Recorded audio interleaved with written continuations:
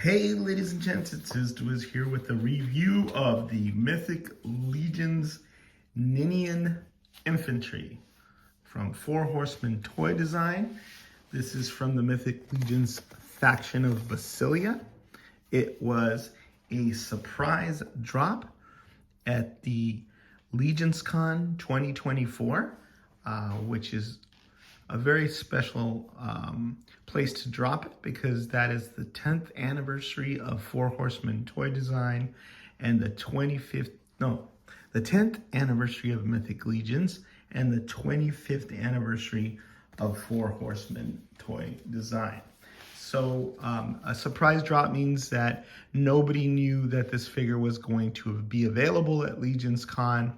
The night before, there was a teaser in that someone placed one of these figures in the back of this diorama.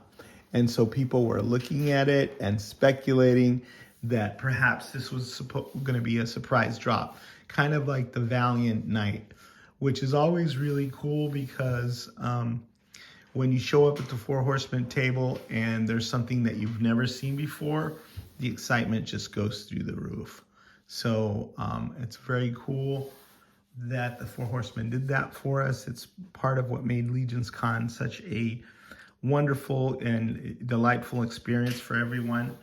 But especially for me, because my two favorite things when it comes to action figures are Aztecs and Snake Men. And what this is an Aztec Snake Man. So I love this from the get-go. Let me read the bio for you. It says, Ninian Infantry. In the first age of mythos, the forces of Basilia included numerous members of the Coatl, a diverse race of reptilians whose features mirrored that of Basilia herself. While this race has long since vanished from the realm, records kept in the library of Agbendor detail a society that was structured and disciplined. Born bipedal, young Coatlians often served as workers or soldiers, including the extensive ranks that were known as the Ninian Infantry. As Coatlians grew older or gained more knowledge, they shed their legs in favor of a serpentine lower bodies and rose to become royal guards, high mages, or other honored positions, serving the winged serpent. And the winged serpent is Basilia. I was reading that bio kind of slow because I didn't have my glasses, and so it was a little difficult to read, but hopefully that wasn't too bad. So let me show you some of the features of the figure.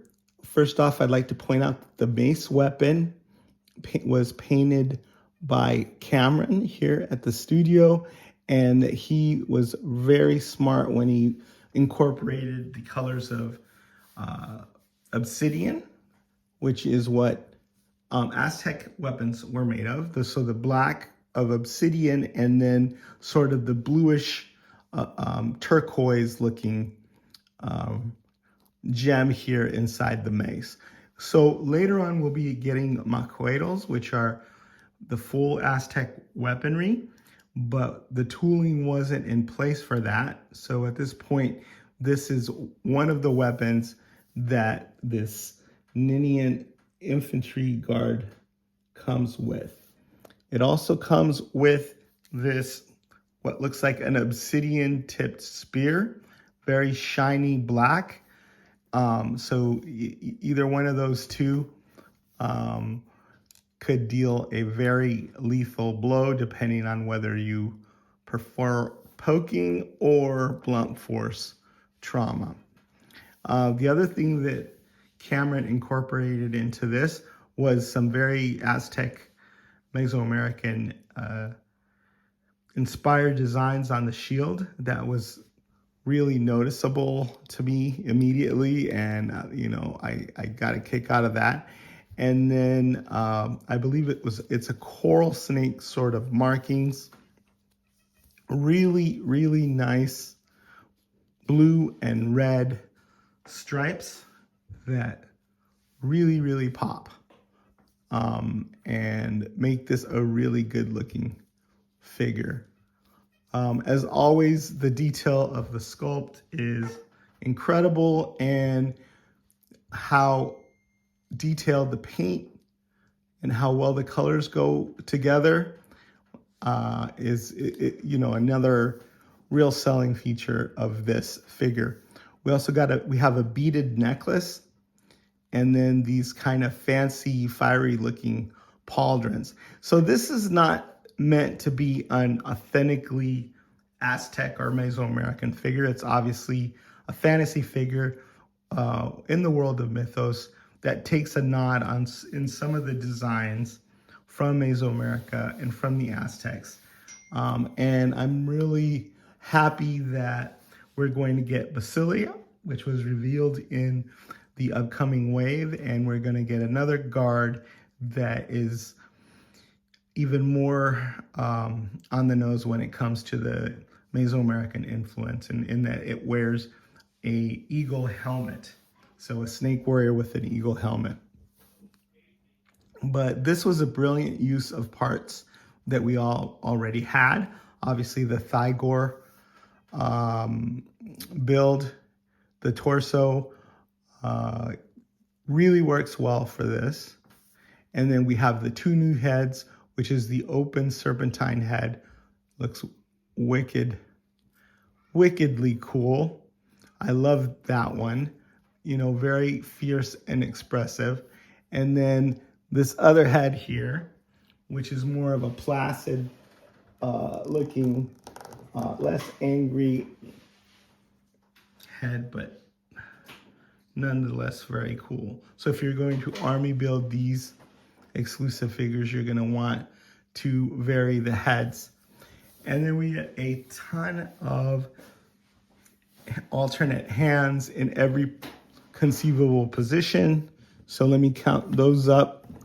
There are, let's see, 1, 2, 3, 4, 5, 6, 7, 8, 9, 10 alternate hands, including the hands that it comes with. So that's a dozen hands, grasping hands, punching hands, trigger hands, even though I don't imagine that it's going to need those, but those will be good for customs in case you use this to customize figures in Cosmic where they might need pistols. So the other thing I like is that there's two tones to the hands.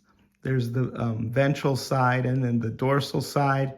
And then you have one of them is painted light colored and the other one is painted black, which is very much like a reptile or a snake. Really, really nice job also on this blue loincloth on the soft goods.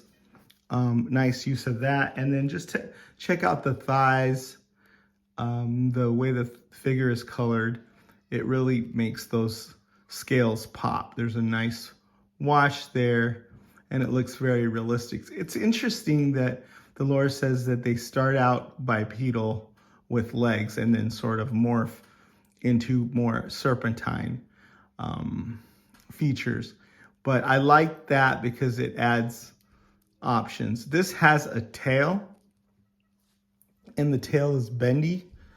And then again, it has that nice paint job. You can see that every surface of the figure is lovingly sculpted. Even the soles of the feet have scales, right? And the bottom of the bendy tail looks really, really nice as well. Yep. So I can't emphasize how enthusiastic I am about these Snake Man, about Basilia, and about the fact that we're going to have this faction infused with Snake Man goodness, because I don't think they get anything. There's nothing really cooler than that. I have a big shelf of Snake Men, and I'm very, very happy to add to those. Anytime a Snake Man came out in Masters of the Universe Classics or any other figure line, I would snap them up. But I don't think that there's ever been one that's been this cool, this detailed, this articulated, this well painted, well designed. Just a complete home run as far as I'm concerned. So I don't know what else to say. My voice is a little gravelly because I was having to talk over the crowds at Legion's Con, but it was an amazing experience, I think, for all involved. Just the creativity of the entire community, the brotherhood, the Legion's ladies who were there. So everybody coming together, just enjoying the hobby, enjoying the friendships that we formed over the years. And then to top it all off, we get a kick-ass sort of exclusive figure like this. I believe it'll be available probably direct from the Four Horsemen at some point, but we are the first ones to lay eyes on it and see this beautiful figure. The lines were way out the door, and everybody was getting these at Legion's Con. I believe they sold out at one point. So they were available for purchase both days. But if you weren't there or you weren't lucky enough to have someone pick one up for you, make sure that you keep an eye out for this, so when the Four Horsemen release them, you snap up as many of these as you can. I want this faction to be the best-selling faction in the history of Mythos, so that we can just get more and more of these amazing figures. I'll do a head swap real quick with the alternate head. I call it the alternate head. I don't know if this was the head that was on it in the package, but anytime I can get a snake that's ready to strike with its fangs bared, that's the head that I'm gonna put on. But this is a very cool head as well. All right.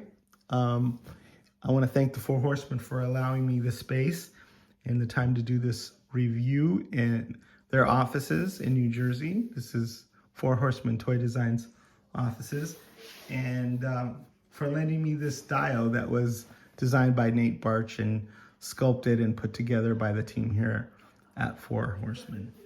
All right, Is signing out.